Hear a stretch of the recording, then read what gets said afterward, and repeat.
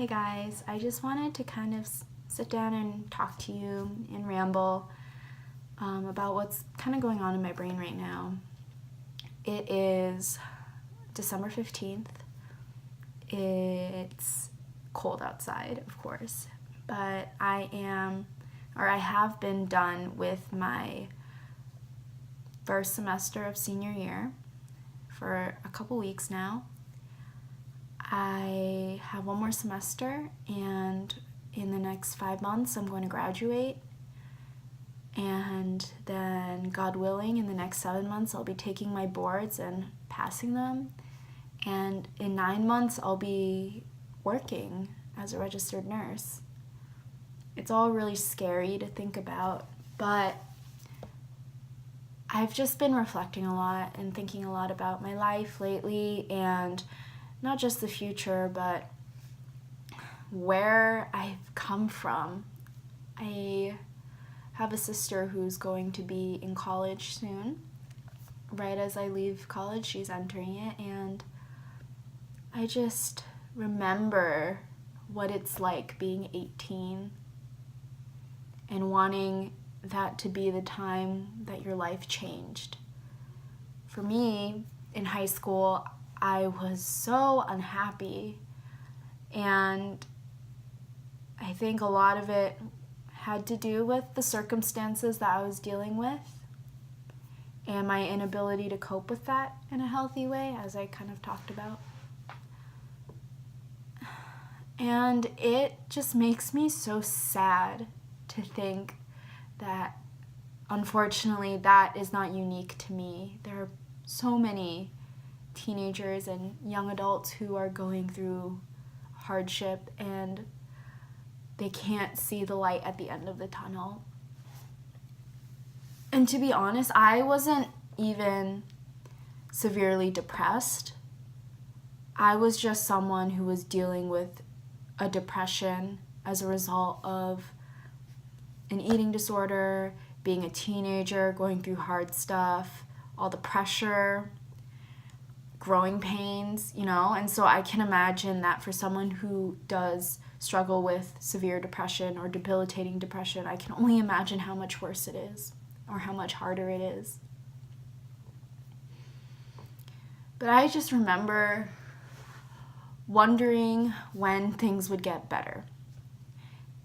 And for the longest time, I thought that I could make things better by losing weight, which was where that eating disorder stemmed from.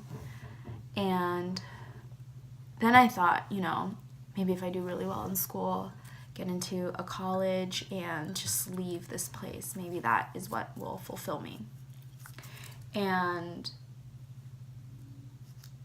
I was really into blogging at that time. I had a pretty well followed blog, I would say. And I threw myself into that as well. And I was just very, I think I was looking for something that would make my situation better. I was looking for a relationship, which I ended up having for about a year, with a guy that a lot of you guys might not know, but some of my OG followers would probably remember him. And none of that made me happy. None of it made me happy. And here's the thing about happiness. Happiness is fleeting. It depends, again, on your personal definition. But in my book, happiness is fleeting. It's an emotion.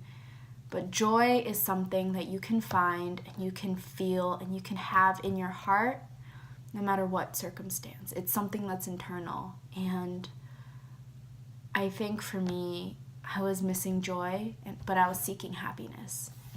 And I thought the two were the same thing. And being a teenager, you don't usually know how to even cope with the hard stuff that you go through. It's in your adolescence that things like your first breakup or your first rejection letter, sometimes it's losing friends, It's growing up. It's seeing your body change, getting cut from the sports teams. It's hard, and I oftentimes consider what it must be like to be a teenager again, because I think a lot of us have very little sympathy for adolescence because, yeah, we were shitheads when we were teenagers, and teenagers can be little poos, but I just remember how hard it was for me, and it makes me really empathize with a lot of those kids. It's like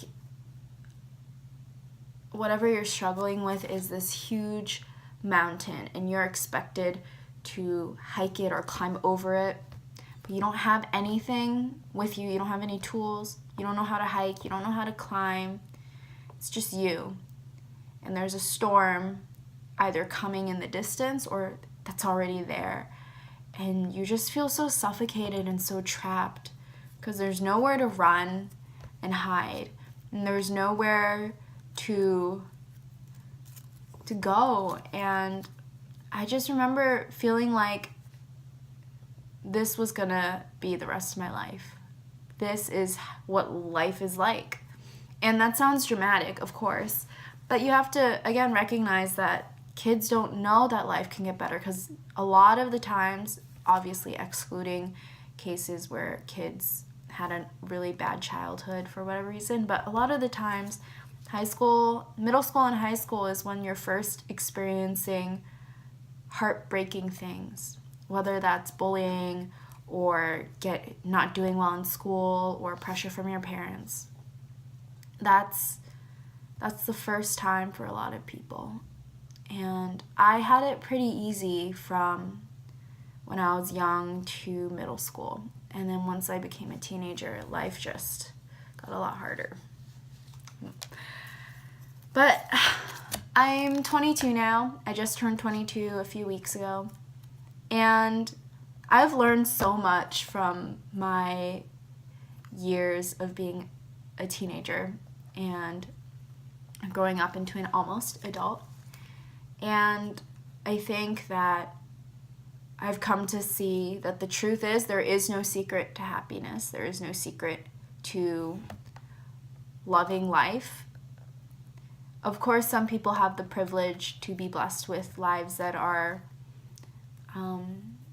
easier in terms of financially, socially, economically, academically, but everyone has their shit that they have to deal with. And of course, again, there are barriers that are, physical, like socioeconomic status, race, gender, sexuality, etc. But at the end of the day, all the money in the world is not going to buy you your happiness. It's not going to buy you your healing. It's something that you have to go through yourself. And it's a journey that you have to embark on, and you can't pay someone else to do that. And you can't just walk away. I'm so glad that I'm so glad I chose life. I'm so thankful that I took that step and decided to live for myself instead of blaming the world and thinking that my circumstances would never change, because they will. And sometimes it's by your own effort, and sometimes it's not at all, and sometimes it's a combination of both.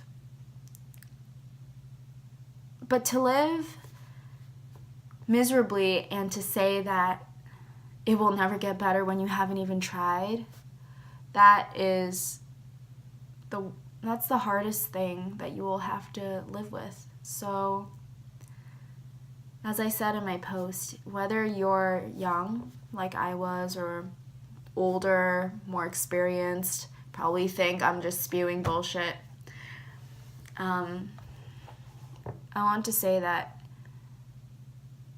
whatever circumstances you're in are never permanent. I don't want to be as naive to say I don't want to be so naive as to say that you have the power, because you do have power, but again, I understand it's limited based on a number of things. But be empowered by the fact that this is your life to live, and be enlightened by that hope that things do get better. They do. Eventually. And for some people, even though it's unfair, some people have to weather storms that will last a really long time. But stay persistent. Keep praying, keep loving, keep moving forward with life. Keep moving on. You know, the world isn't ending.